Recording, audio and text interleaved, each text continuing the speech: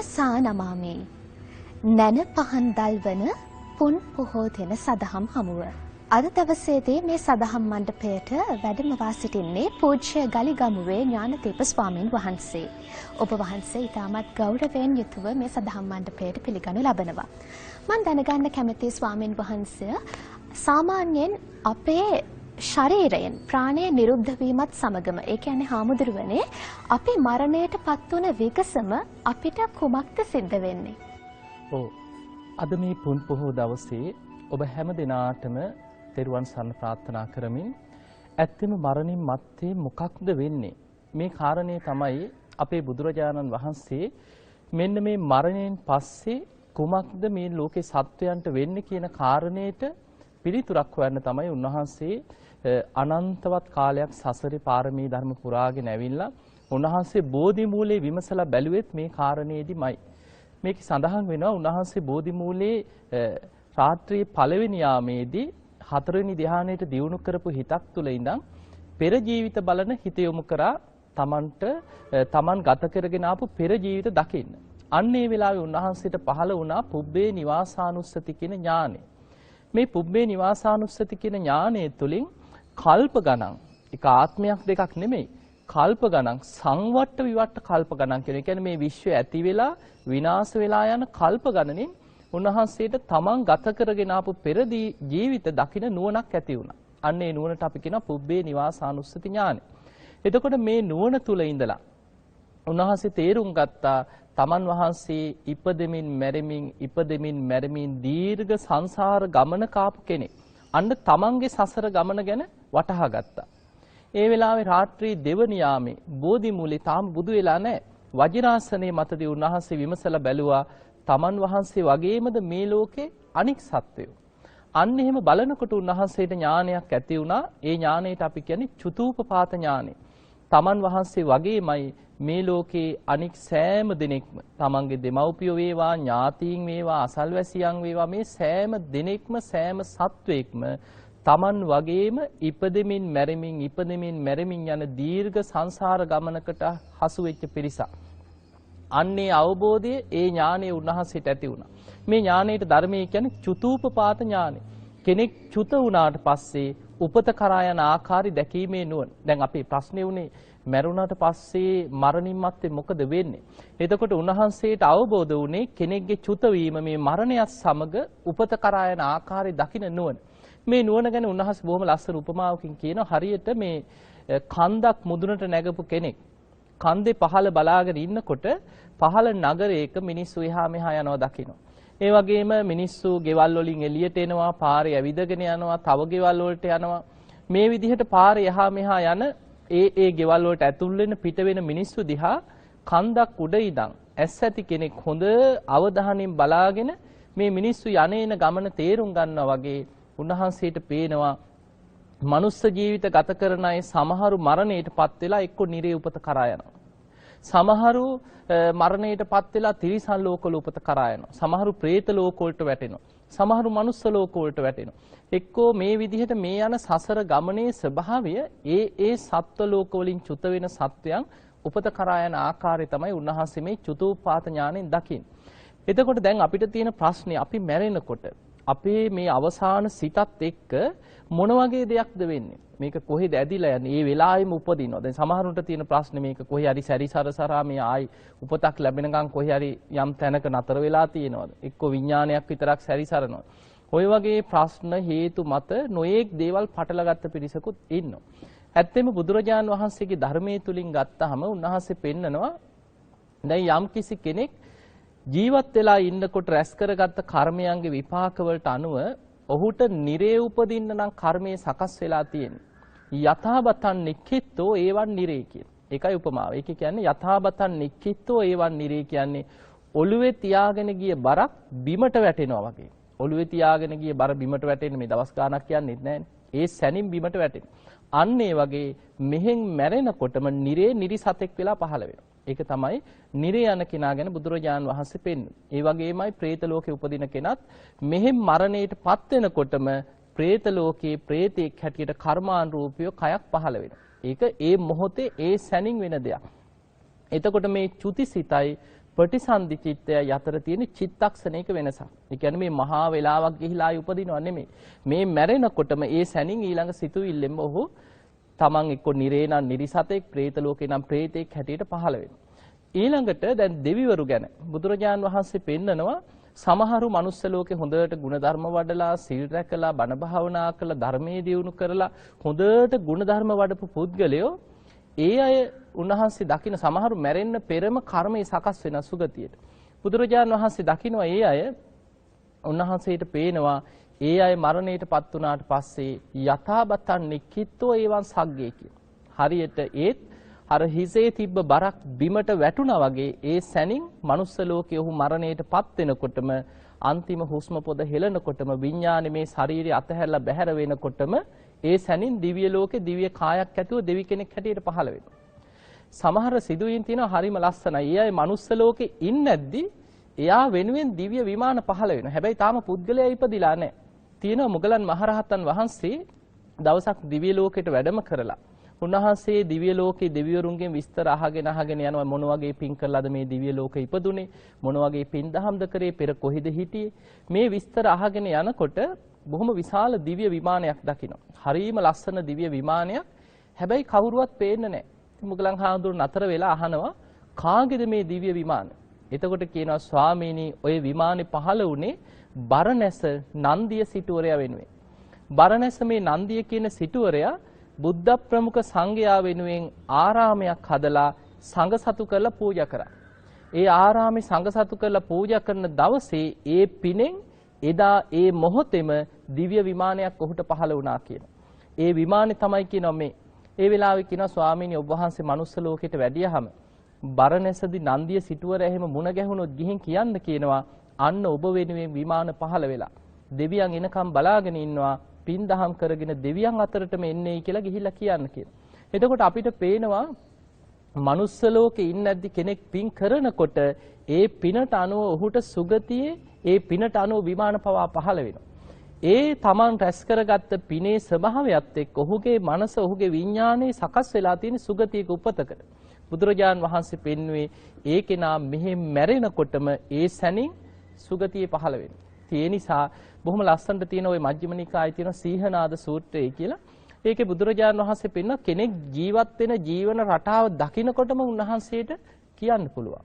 බුදුරජාණන් වහන්සේ පෙන්නනවා සමහරු මේ ඇස් ඇති පුරුෂයෙක් බලාගෙන ඉන්නවා කෙනෙක් මේ පාරක යනවා. ඒ පාර ගිහිල්ලා වැටෙන්නේ විශාල ගිනි අඟුරු වලකට. ඉතින් අර පාර අයිනේ ඉන්න කෙනා කල්පනා කරනවා මේ මිනිස්සයා මේ පාරේ දිගින් දිගටම ගියොත් නම් අර ගිනි අඟුරු වලට වැටෙනවාමයි. හැබැයි ගිහින් බලනකොට දකින්නවා අර වලේ වැටිලා දුක් විඳිනවා. අන්න ඒ වගේ බුදුරජාණන් වහන්සේ කලින්ම දකින්නවා එයා ජීවත් වෙන රටාවට අනුව, ඔහුගේ ක්‍රියාවට අනුව, ඔහු දුස්සීලෙක් නම්, ඔහු පෞකාර ජීවිතයක් ගත කරනවා නම්, ඔහු රැස් කරගන්න අකුසල් දිහා බලලා බුදුරජාණන් වහන්සේ දකින්නවා දැන් නම් මෙයාගේ කර්මයේ සකස් වෙලා තියෙන නිරේට. හැබැයි මේ අකුසල් වලින් වළකින්න අප්‍රමාදීව උත්සාහයක් ගත්තේ නැත්නම් තවදුරටත් ඔය කරන පව්කම් ටික දිගටම කරගෙන ඉඳලා මැරුණොත් නම් ඒකාන්තයෙන්ම නිරේමයි කියලා බුදුවැසින් කලින්ම දකිනවා. තාම මැරිලත් නැහැ. හැබැයි බුදුරජාණන් වහන්සේ පස්සේ කාලේ දකිනවා ඔහු අර පව්කම් දිගටම කරගෙන ඉඳලා මරණින් මත්තේ අර දැකපු විදිහටම නිරේ ඉපදිලා දුක් විඳින හැටිත් බුදුවැසින් දකිනවා. එතකොට අපිට පේනවා පුද්ගලයෙක්ගේ මරණින් මත්තේ උපතක් ගැන බුදුරජාණන් වහන්සේ පෙන්නනවා. මේ උපති ස්වභාවය ගැන තියෙන ওই සංයුත්ත නිකායේ තියෙන චුති සංයුක්තය කියලා. ඒකේ සූත්‍ර දේශනා 20ක් විතර තියෙනවා. ඒ චුති කියන්නේ මේ චුත වෙන ආකාරය. නිරේ චුති කියලා තියෙනවා. නිරේන් චුත වෙන කෙනෙක් කොහොමද උපත කරා යන්න අවස්ථාව තියෙන්නේ. තිරච්ඡාන චුති තිරිසන් ලෝකේ ඉන්න සතුන්ගෙන් මැරෙන අය චුත වෙන අය කොහෙද උපදින්නේ. ඊළඟට പ്രേත චුති කියලා තියෙනවා. പ്രേත ලෝකේ ඉන්න සත්වයන්ගෙන් චුත වෙන අය කොහෙද උපත කරා යන්නේ. මනුස්ස චුති මේ මනුස්ස ලෝකේ ඉන්න මැරෙන මිනිස්සු අතරින් චුත වෙන අය කොහෙද උපදින්නේ. දිව්‍ය චුති දිව්‍ය ලෝකෙන් චුත වෙන දෙවියන් අතරින් වැඩි පිරිසක් කොහෙද යන්නේ. මෙන්න මේ කාරණා ඇතුළත් සූත්‍ර දේශන ගණනාවක් තියෙනවා. බුදුරජාණන් වහන්සේ මේ නියසිලට පස් ටිකක් අරගෙන පෙන්නනවා මහණෙනි මේ මහ පොළොවේ තියෙන පස් නියසිලේ තියෙන පසුත් අතර වෙනස දකින්නවද? භික්ෂුන් වහන්සේලා කියන අනේ ස්වාමීනි ඔය නියසිලේ තියෙන ඊටාම ස්වල්පයයි කියලා. මහ පොළොවේ අති විශාල පස් ප්‍රමාණයක් තියෙනවා. මේක 100න් පංගුවද 1000න් පංගුවද ලක්ෂයෙන් පංගුවද එහෙම ඉලක්කමකින් කියන්න බෑ කියලා. බුදුරජාන් වහන්සේ වදාළ මහණෙනි මේ මහ පොළොවේ පස්තරම් විශාල පිරිසක් මේ මනුස්ස ලෝක ජීවත් වෙලා අකුසල් කරන මිත්‍යා දෘෂ්ටි වැළඳගත් මිනිස්සු මරණින් මත්තේ සතර අපායට වැටෙනවා. එක්ක නිරයට, එක්ක තිරිසන් ලෝකෙට, പ്രേත ලෝකෙට මරණින් මත්තේ අපායට වැටෙනවා. බුදුරජාණන් වහන්සේ වදාලා මේ මිනිස්සු අතරින් සීල් රැකලා ගුණධර්ම පුරලා පින් කරගෙන සුගතියකට එන්න මෙන්න මෙච්චරයි කිය. අර නියසිලට ගත්ත පස් වගේ ඊටාම සුළු පිරිසයි සුගතියකට යාගන්න. ඉතින් ඒ වගේ භයානක ඉරණමක් මේ මනුස්ස ලෝකෙ තුල තියෙනවා. ඉතින් ඒ නිසායි බුදුරජාණන් වහන්සේ පෙන්වන්නේ හිස ගිනි ගත්ත කෙනෙක් ගින්නක් නිවන්න මහන්සි වෙනවා වගේ. ආයුධයකින් පහරක් ආපු කෙනෙක් තුවාලයක් සනීප කරගන්න වෙහෙසෙනවා වගේ සතර අපායෙන් මිදෙන්න මහන්සි ගන්න කියලා. ඒ නිසා බුදුවරු පහළ වෙලා ලෝකෙට පෙන්නලා දෙන්නේ මේ යන සංසාර ගමන මරණින් මත්තේ අපි කවුරුත් කැමති විදිහට උපදිනව නෙමෙයි. අපි කවුරුත් කැමති සුගතියක්. ඕන කෙනෙක්ගෙන් ඕන අපරාධකාරයෙක්ගෙන් ඕන පව්කාරයෙක්ගෙන් ඇහුවොත් ඕන කෙනෙක් මැරෙන වෙලාවේ පවා දහතේ දඟලන්නේ. අනේ මට මැරෙන්න බෑ මාව බේරගනියෝ කී දඟලන්නේ මිනිස්සු අපායේ බය නිසා. හැමෝම කැමති සුගතියන්. හැබැයි Taman කැමති නිසා සුගතිය යනවා නෙමෙයි. Taman රැස් කරගත්ත පින කුසලයේ මත හේතුවක ඵලයක් හැටියට ඔහු සුගතියට ඇදිලා. මරණය ගැන බුදුරජාණන් වහන්සේ පෙන්වුවේ කෙනෙක් මැරෙනකොට දැන් මේ අපේ ශරීරයේ මිනිස්සෙක් ගත්තාම අපි මැරෙනවා කියලා කියන්නේ මැරුණා කියලා කියන්නේ කරුණු තුනක් මේ සතර මහා ධාතුන්ගෙන් හටගත් ශරීරයෙන් බැහැර වෙලා කරුණු තුනක් ශරීරයෙන් එළියට යනවා. එකක් ආයුස්මාච විඥාන. මේ ශරීරයේ තියෙන ආයුෂ ඉවර වෙනවා. උස්මාච කියන්නේ තේජෝ ධාතු. මේ ඇඟ පුරා බැසගත් උණුසුමක් තියෙනවා. ඒක ධර්මයේ පෙන්නනවා ජීරණ තේජෝ ධාතුව, සන්තප්පන තේජෝ ධාතුව, පාචක තේජෝ ධාතුව, පරිධාන තේජෝ ධාතුව කියලා කියන්නේ අපේ ඇඟේ තියෙන උණුසුම. මැරෙනකොට උණුසුම බැහැර වෙනවා. ඒ කියන්නේ මැරුණාම සීතල වෙන්නේ. ඊළඟට විඥාණය බැහැර වෙලා යනවා. එතකොට මෙන්න මේ බැහැර වෙන විඥාණය තමයි කර්මානුරූපීව ওই විදිහට උපත කරා යන්නේ. ඒ නිසා රහතන් වහන්සේලා ගැන විතරයි බුදුරජාණන් වහන්සේ පෙන්වන්නේ නිබ්බන්ති දිහිරා යථායම්පදීපෝ. හරියට පහනක් නිවිලා ගියා වගේ කියනවා. රහතන් වහන්සේලාගේ විඥානයේ ශරීරයෙන් බැහැර වෙනකොට හරියට පහනක් නිවුණා වගේ කියනවා. ඒ පහන නිවුණාට පස්සේ තෙලුයි වැටි අවසන් වෙලා පහන එතන නිවිලා ගියාට පස්සේ කාටවත් කියන්න බෑ පහන් දැල්ල අන්න අතනට ගියා. අන්න පහන් දැල්ල අතනට ගියා. එහෙම කොහෙවත් පනවන්න බෑ. එතන වෙන්න නිවිලා යනවා. අන්න ඒ වගේ හේතු නිරුද්ධ කිරීමෙන් ඵලය නිරුද්ධ වෙලා යනවා. ඒ ඇරෙන්න කෙලෙස් ප්‍රහාණය නොකරපු හැම කෙනාම අවිද්‍යාවයි තණ්හාවයි නිසා මරණයත් එක්ක කොහේ හෝ උපතක් කරා ඇදිලා යනවා.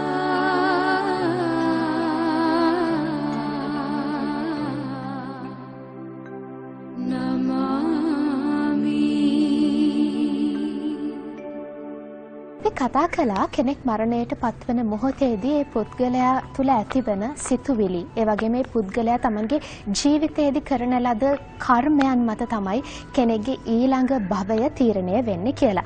මම කැමතියි ස්වාමින් වහන්සේ ඔබ වහන්සේගෙන් දැනගන්න.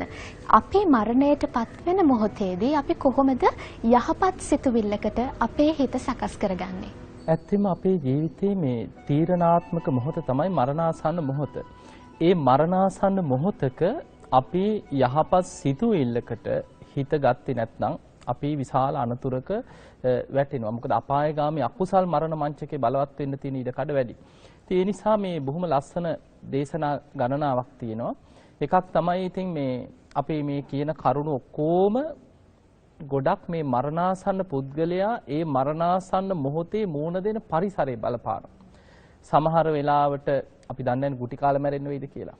ඒ නිසා ගුටි කාලා මැරෙන්න වුණොත් සමහර ලාවට ගින්නකින් පිච්චිලා මැරෙන්න වුණොත් මහ විශාල වේදනාවක් තුල ගින්නකින් පිච්චිලා මැරෙන්න වුණොත් ඒ වගේ හදිස්සියේ ලොකු කලබලයක් තුල ගොඩනැගිල්ලක් කඩාගෙන වැටිලා එක්ක සුනාමි වගේ උවදුරකින් මේ වගේ ජීවිතය අනපේක්ෂිත සිදුවීමක් ඉදිරියේ ඔහු කලබල වෙනවා, බය වෙනවා, තැති ගන්නවා. ඔහුට එකපාරට ධර්මයක් සිහි කරගන්න බැරි අවස්ථාවක් එන්න පුළුවන්. හැබැයි සාමාන්‍යයෙන් අපි නිකන් හිතමු මේ ඉස්පිරිතාලෙක ඇඳක ගෙදර සමහරලාට දරුවෝ මැද්දේ එහෙම Tamanට ධර්මයේ සිහි කරගන්න පුළුවන් පරිසරයක් තුල කෙනෙක් මරණයටපත් වුණොත් අන්න ඒ වෙලාවේ වැදගත්ම වෙන්නේ එකක් තමයි මේ දැන් මරණාසන්න පුද්ගලයා කොහොමත් අසරණයි.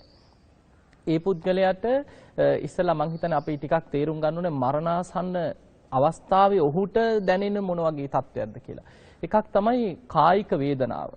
ඔහුට මරණාසන්න කෙනෙකුට විශාල කායික වේදනාවක් දැනෙනවා. මේක තියෙනවා බුද්ධ දේශනා අතර දැන් ඔය අනාථපිණ්ඩික සූත්‍රය අනාථපිණ්ඩික සිටුතුමා මරණාසන්න වෙච්ච වෙලාවේ සාරිපුත්ත හාමුදුරුවෝයි ආනන්ද හාමුදුරුවෝයි තමයි අනාථපිණ්ඩික සිටුතුමාගේ මේ සිටු නිවසට ආවේ. සිටුතුමා හොඳටම අසාධ්‍ය වෙලා මරණාසන්න වෙලා ඉන්නකොට සාරිපුත්ත හාමුදුරුවෝ අහනවා මේ සිටුතුමනි කච්චිතේ කමනියන් ඔබට ඉවසන්න පුළුවන්. කච්චි යාපනියන් ඔබට දරා ගන්න පුළුවන්. කොහොමද ඔබේ දුක් වේදනා එන්නේ අඩු වෙනවද වැඩි වෙනවද කියලා අපි ගිහිලා අහන්නේ අසනීප ගැන. කොහොමද අසනීප කියලා ඇහුවා. එතකොට සිටුතුමා කියනවා ස්වාමීනි මගේ ඔළුව වටේට කඹයක් වෙලලා. ඊතා ශක්තිමත් පුරුෂයෙක් කිටි ගාලා කඹේ හිර කරනවා වගේ අදිමාත්‍ර වේදනාවක් මගේ හිස ඇතුලෙන් දැනෙනවා කියලා. ඊළඟ උපමාවෙන් කියන උල් පිහියකින් මගේ හිස් මුදුන පලනවා වගේ දැනෙනවා. ඒ කියන්නේ අපි කියන්නේ ඔළුව පැලෙන්න රිදෙනවා කියලා. ඒ වගේ මරණ මංචකේ විශාල වේදනාවක් හිසට දැනෙනවා. ඊළඟට කියනවා ස්වාමීනි මේ මස් කපන පිහියක් අරන් මගේ බඩවැල් තීරු කපනවා වගේ කුස ඇතුලෙන් විශාල වේදනාවක් මතුවෙනවා. මේ බඩවැල් ඇතුලෙන් හරියට පිහියකින් බඩවැල් කපනවා වගේ වේදනාවක් මතුවෙනවා. ඊළඟට කියනවා 4 දිනක් මාව උස්සන් ගිහිල්ලා ගිනි අඟුරු වලකට දාලා මාව පුච්චනවා වගේ මගේ මුළු ඇඟම දනවා කියලා. ඒකට හේතුව අපි කලින් සඳහන් කරා මැරෙනකොට ආයුෂයි උණුසුමයි විඥානයයි මේ කරුණ තුන බැහැර වෙනවා. උණුසුම තමයි ශරීරයේ තියෙන තේජෝ ධාතුව.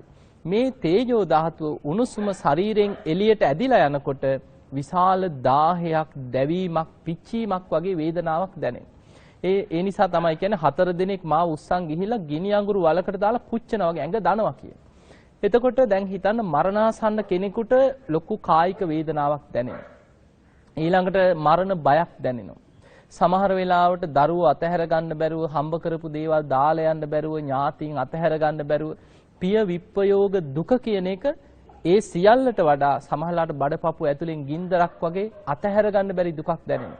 කොහොමද මම මේ අය දාලා යන්නේ කියලා විශාල දුකක් ඇති වෙනවා. එතකොට මේ සියල්ල මැද්දේ මරණාසන්න කෙනෙක් ධර්මයේ සිහි කරගෙන ධර්මයේ හිත පිහිටව ගන්නවා කියන්නේ ඉතින් ධර්මයේ පුරුදු කරපු කෙනෙකුටමයි ওই හැකියාව තියෙන්නේ. ඉතින් ඒ නිසා බොහොම ලස්සන සිදුවීමක් තියෙනවා ඔය අංගුත්තර නිකායේ තියෙන නකුල මාතා නකුල පිතාව ගැන. බුදුරජාණන් වහන්සේ උන්වහන්සේ අගය කරනවා මගේ ගිහි ශ්‍රාවක ශ්‍රාවිකාවන් මේ නකුල මාතා නකුල පිතා ආදර්ශයට අරගෙන ජීවත් වෙන්න කියලා. ඒ දෙන්න ගැන තියෙන්නේ මේ ගිහි ජීවිතේ ගත කරගෙන බොහොම ආදරෙන් සම සද්දා, සම සීල, සම ත්‍යාග, සම ප්‍රඥා තිබ්බ යුවලක් කියනවා. ඒ ජීවිත කාලෙම දෙන්න සද්ධාවෙන් සමානයි කියනවා. සීලෙන් සමානයි. ත්‍යාග සම්පත්තියෙන් සමානයි, ප්‍රඥාවෙන් සමානයි බුදුරජාණන් වහන්සේ අගය කරපු ගිහි ජීවිතේ විවාහ ජීවිත ගත කරපු දෙන්නේ. හැබැයි ඉතින් කොච්චර ආදරෙන් හිටියත් කවුරු හරි ජීවිතේ ඉස්සර වෙනවා. ඉතින් ඒ නිසා අර නකුල පිත කියන ගෘහපතියා තමන්ගේ ස්වාමියා මරණාසන්න වුණා. මේක තියෙන අංගුත්තර නිකායේ නකුල පිත සූත්‍රය. දැන් තමන්ගේ ස්වාමියා මරණාසන්න වුණාම අන්න බිරිඳක් හැටියට, කල්යාණ මිත්‍රයෙක් හැටියට නකුල මාතාව තමන්ගේ ස්වාමියා ළඟට ඇවිල්ලා ඔය අහපු ප්‍රශ්නේ විදිහටම හිත පිහිටෝන හැටි දේශනාවේ තියෙනවා. දැන් අර බිරිඳ ඇඳ ළඟ ඉඳගෙන ස්වාමියාගේ හිස පිරිමදමින් බොහෝම ආදරෙන් සිහිපත් කරනවා පෙම්බර සැමිය අපි මෙච්චර කාලයක් බොහොම ආදරෙන් ජීවත් වුණා. හැබැයි දැන් ඔබ මරණාසන්න වෙලා ඉන්නේ. දැන් ඔබ මේ විදිහට හිතන්න ඕන. ඔන්න පළවෙනි කාරණේ කියනවා මේ භෝග සම්පත්. ඒ කියන්නේ ගෙවල් දොරවල් ඉඩ කඩන් හම්බ කරපු දේවල් හරකබාන රන් රිදී මුතුමැණික් ජීවිත කාලෙම හම්බ කරගත්ත යම් වස්තුවක් ඇද්ද මේ සියල්ල නැසී වෙනසී යන දේවල්. මේවා ගැන නම් ආසාවෙන් මැරෙන්න එපා කියන. බුදුරජාණන් වහන්සේලා අගය කරන්නේ නැහැ කියනවා පංචකාමයන් ගැන ආසාවෙන් මැරිලා දුගති යන අය බුදුරු ප්‍රශංසා කරන්නේ. ඒ නිසා මේ භෝග සම්පත් ගැන ආසාවක් ඇල්මක් තියෙනවා නම් එය දැන් හිතෙන් අතහරින්න කාලයයි කියන. ඔන්න පළවෙනි කාරණේ. ඊළඟට කියනවා එතකොට පළවෙනියටම අතහරින්න කීවේ හම්බ කරපු දේවල් ඉඩ කඩන් ගෙවල් දොරවල් භෝග සම්පත් ගැන තියෙන ආසාව. ඊළඟට කියනවා පෙම්බර සැමිය අපි බොහොම ආදරෙන් ජීවත් වුණා, අපිට දරුවෝ ලැබුණා, අපි බොහොම ගුණයහපත් ජීවිත ගත කරා. දැන් ඔබට මරණ මංචකයේ හිතෙන්න පුළුවන් අනේ මම මැරුණාට පස්සේ මගේ දරුවෝ අසරණ වෙයිද?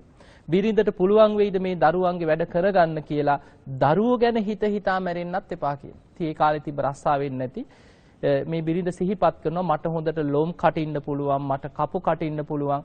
ඒ නිසා වෙනදට වඩා මම වෙහෙස මහන්සි වෙලා දරුවෝ ගැන මම බලා ගන්නවා. ඒ නිසා දරුවෝ ගැන හිතා මැරෙන්නත් එපා කියලා. ඒ නිසා දරුවෝ ගැන හරි මරණ මංචකේ ආසාවක්, ඇල්මක්, ආදරයක් මතුවෙනවා නම් එයත් හිතෙන් අතහරින්න කාලයයි කියලා. ඔන්න පළවෙනියටම හම්බ කරපු දේවල් හිතෙන් අතහරින්න කිව්වා. ඊට පස්සේ දරුවෝ ගැන තියෙන ආසාව අතහරින්න කිව්වා. තුන්වෙනියට කියනවා බිරිඳ පෙම්බර සැමිය ඔබට මම ගැන හරි අනේ මගේ බිරිඳට මම නැති වුණාට පස්සේ මේ කටයුතු කරගන්න පුළුවන් වෙයිද, සීලයේ දියුණු කරගන්න පුළුවන් වෙයිද, වෙනදා වගේ බණ අහන්න විවේකයක් තියෙයිද, භාවනා කරගන්න විවේකයක් තියෙයිද, මේවා හිත මම ගැන ඇල්මක් ආදරයක් හිතේ ඇති කරගෙන ඒවා සිහි කර මැරෙන්නත් එපා කියලා. ඒ නිසා මම ගැන හෝ ආදරයක්, සෙනෙහසක්, ඇල්මක් දැන් හිතේ තියෙනවා නම් එයත් අතහරින්න කාලයයි කියලා.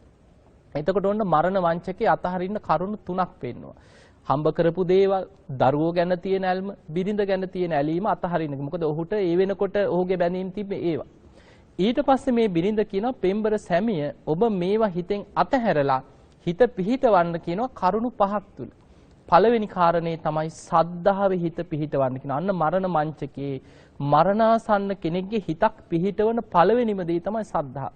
ඉතින් අර බිරිඳ ස්වාමියා ළඟ ඉඳගෙන බුදු ගුණ එකින් එක සිහිපත් කරලා දෙනවා. බුදුරජාණන් වහන්සේ මේ ගුණ වලින් යුක්තයි, මේ ගුණ වලින් යුක්තයි බුදු ගුණ හිතන්න කියනවා. ධර්මයේ ගුණ හිතන්න කියනවා, සංඝ ගුණ හිතන්න කියනවා. මේ විදිහට ඔන්න සද්ධාවේ හිත පිහිටෙව්. ඊළඟට කියනවා පෙම්බර සැමිය අපි මෙච්චර කාලයක් සිල්වත් ජීවිතයක් ගත කරා. සතර පොයට උපෝසතේ රැක්කා. ඒ නිසා සීලය ගැන සිහි කරලා සුගතියේ හිත පිහිටවන්න කියනවා. එතකොට සද්ධා සීල. තුන්වෙනි එක තමයි දහම් දැනුම.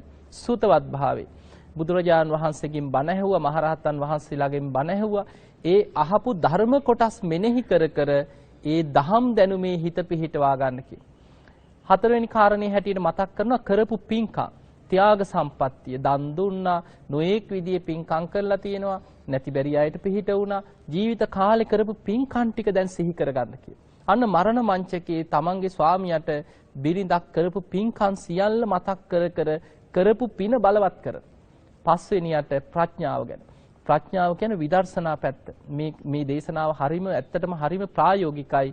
අර බිරිඳ මරණාසන්න තමන්ගේ ස්වාමියාගෙන් ප්‍රශ්න මාලාවක් අහනවා පෙම්බර සැමිය ඔබ දැන් මට හොඳට නුවණින් විමසලා මේවට උත්තර දෙන්න කියලා. ඔය ඇස නිට්ටියද අනිත්‍යද කියලා අහනවා. අර ස්වාමියා කියනවා අනිත්‍යයි කියනවා. එහෙමනම් අනිත්‍ය වූ ඇසක් නිසා ඔබට ඇති වෙන්නේ සැපක්ද දුකක්ද කියනවා.